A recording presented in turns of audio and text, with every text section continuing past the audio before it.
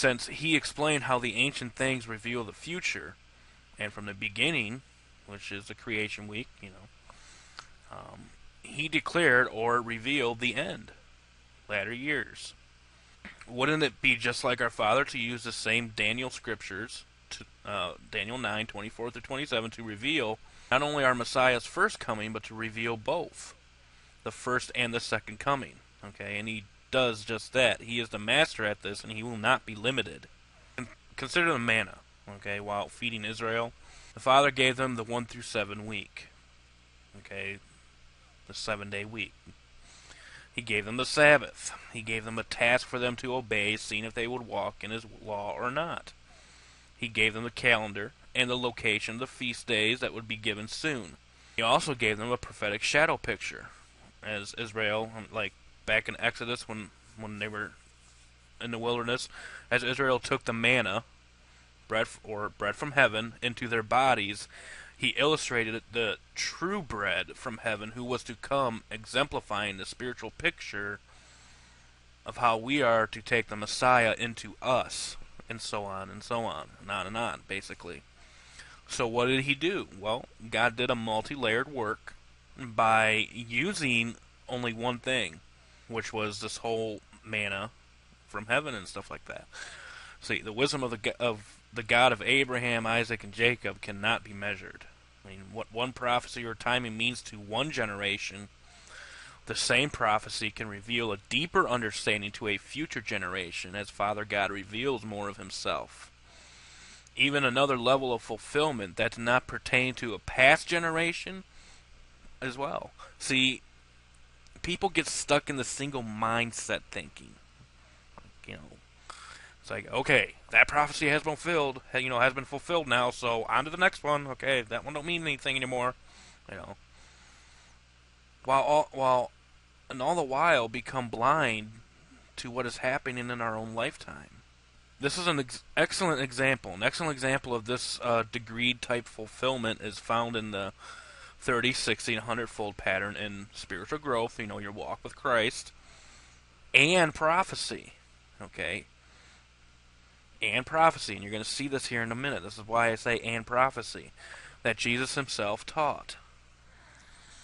So, if you go to Matthew 13:20, we're going to read Matthew 13:20 through 23. Okay, Matthew 13:20 through 23. And this is Jesus speaking. He says, "But he that received the seed into stony places, the same is he that heareth the word, and anon with joy receiveth it. The same is he that heareth the word."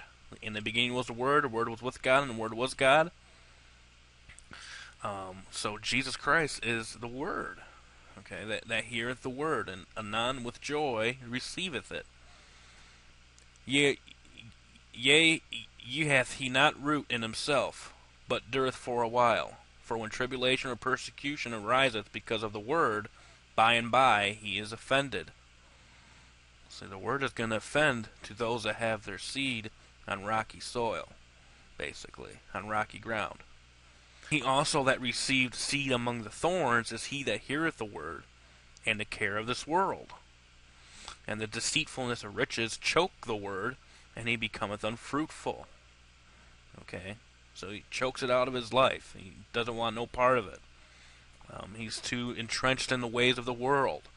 Okay, and then we go to the next verse where it says, "But he that received the seed into the good ground is he that heareth the word, and understandeth it, which also beareth fruit, and bringeth forth." Okay, some 100-fold. That's basically, the deep meanings. Some 60 and some 30. Okay, that's like your growth. Okay, and it's also your understanding, because he says, "Heareth the word and understandeth it." Okay, and this goes with prophecy too. So you can kind of see a glimpse of this whole multi-layered system here with this parable. We see more evidence on this in Mark 4:8, where he says, "And others fell on good ground, and did yield fruit that sprang up and increased and brought forth some 30, some 60, some 100. See, a lot of things are done in groups of threes here. 30, 60, 100. It's like you got the basic understanding, you have more of a spiritual understanding, and on upward towards your process of sanctification, you have a strong understanding.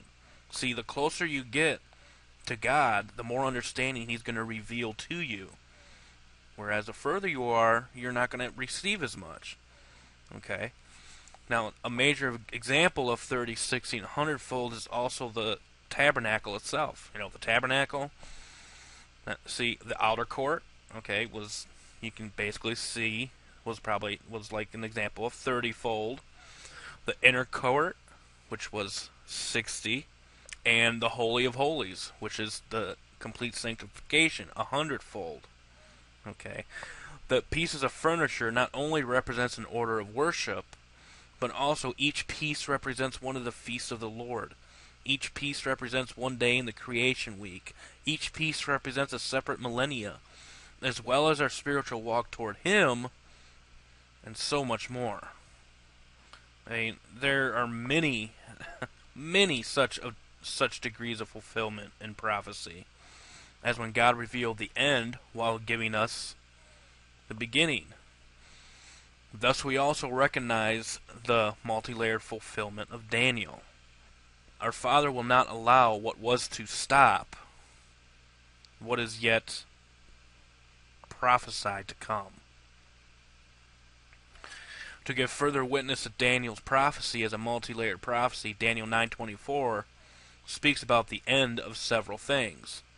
Okay, so we read in Daniel 9:24 that says, 70 weeks are determined upon thy people and upon thy holy city, to finish the transgression, to make an end of sins, and to make reconciliation for iniquity, and to bring in everlasting righteousness, and to seal up the vision and prophecy, and to anoint the most holy. Now, question. Have all the transgressions been finished? I mean, 100%. Has an end been made to all sin? 100%? Or is it going on? Well, sin is still going on. Transgression is still going on. Look at what you got going on with people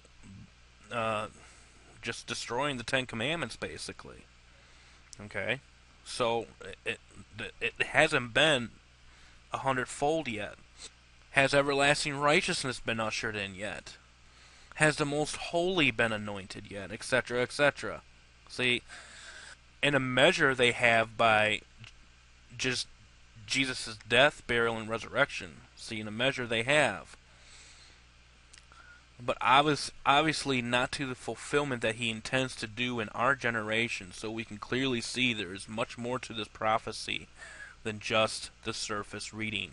And that's really what I want to drive home here when you progress further into this long, long study. We see another example of this. Okay, 2 Peter 2:4 says, for if God spared not the angels that sinned, but cast them down to hell, and delivered them into chains of darkness to be reserved unto judgment, speaking of the fallen ones that, in Genesis 6, and spared not the old world, but saved Noah, the eighth person, a preacher of righteousness, bringing in the flood upon the world of the ungodly, and turning the cities of Sodom and Gomorrah unto ashes, condemned them with an overthrow, making them an ensample unto those that after should live ungodly. So those are examples. Okay. In Ecclesiastes it says, what was done shall be done again. There ain't no new thing under the sun. Obviously Sodom and Gomorrah is not here anymore, but we see partial fulfillments of that throughout history and stuff like that, with certain judgments and things that has happened throughout the ages, the times, and it's going to be more so like that with the times we are living in. Also, undelivered just Lot, vexed with the filthy conversations of the wicked. So we see different layers. See, a lot of people like to look at prophecies that pertain to Israel and say, "Oh, see, that's for Israel." That was for the Jews, and that was for Israel. It doesn't pertain to us anymore. But again, it says right here that these should be an example unto those that after should live ungodly.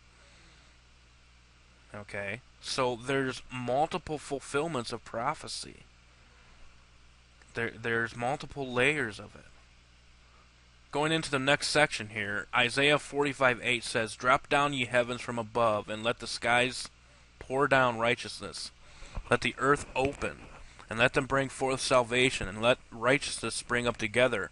I, the Lord, have created it." Okay, this was verse 45:8. Now, if we go one verse above that, we see something very interesting. "I form the light and create darkness. I make peace and create evil. I, the Lord, do all these things." This is also how we can look at prophecy, because a lot of times prophecy is not really a good thing. And also a lot of times God will use man to bring about fulfillment of prophecy. God will use wicked men to bring about judgments. Just like the whole Balfour Declaration in 1947. Was that a good thing? No. But I believe clearly over and over again, it is prophesied that this would happen.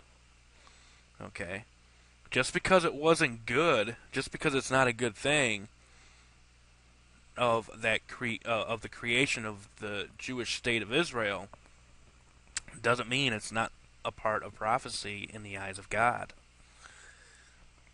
So we have to look at that and look at it in that aspect. Our ways are not His ways. So these scriptures right here, I can't really understand. I can't explain them all to you. You have to take it to the Lord in prayer, because these things are pretty weird. But again, if the Lord didn't create evil, then we would all essentially be like robots. Creates evil so that we have a choice. Remember that we weren't to, Adam was not to partake of eating of the tree of the knowledge of good and evil. And Satan came in, and tempted Eve, and these types of things. Because if they were to partake of it, they would die. For they would know good and evil. And that wasn't intended. That wasn't the way it's supposed to be. So He gave us free will. He gave us free choice. If He hadn't created evil, then we wouldn't have no free choice now, would we? Also, we see the same thing in Proverbs 16:4. "The Lord hath made all things for Himself, yea, even the wicked, for the day of evil." So again, He uses wicked men, like the creation of the state of Israel. Obviously, the Rothschilds and Balfour were involved in that. They're wicked. What did He do with Satan for, in testing Job? Another example. "Everyone that is proud in heart is an abomination to the Lord, though hand join in hand, he shall not be unpunished."